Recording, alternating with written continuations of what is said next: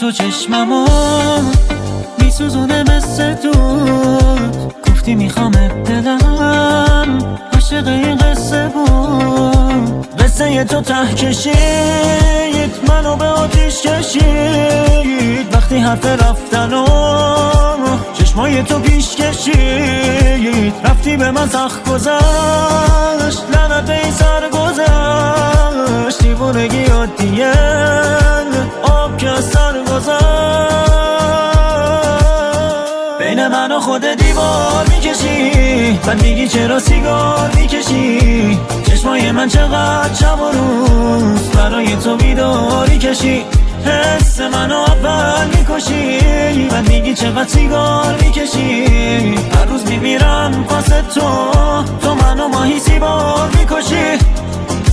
پنجره قلب تو به روی من بسته شد. گفتی دلم اشتباهی به تو وابسته شد. اشتباه هم اینجا بود سکوت هی سکوت. فهمیدم میخوایی بری نیاوردم برود. وای سرنوشت چرا قسمون رو بد نوشت. چرا دارم این روزا میمیرم از درد. بین من و خود دیوار میکشی بعد میگی چرا سیگار میکشی. چشمای من چقدر شب و روز برای تو بیداری کشی. حس منو اول میکشی بعد میگی چقدر سیگار میکشی. هر روز میمیرم واسه تو منو ماهی سیبار میکشی.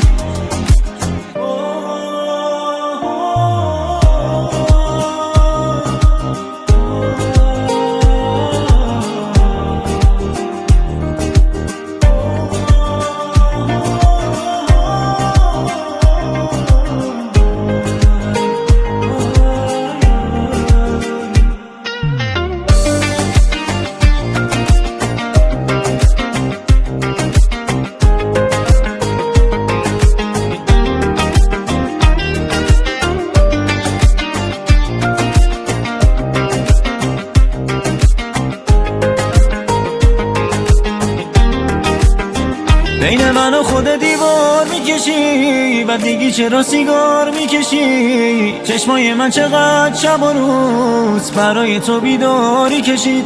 حس منو اول میکشی بعد میگی چقدر سیگار میکشی. هر روز میمیرم واسه تو منو ماهی سیبار میکشی.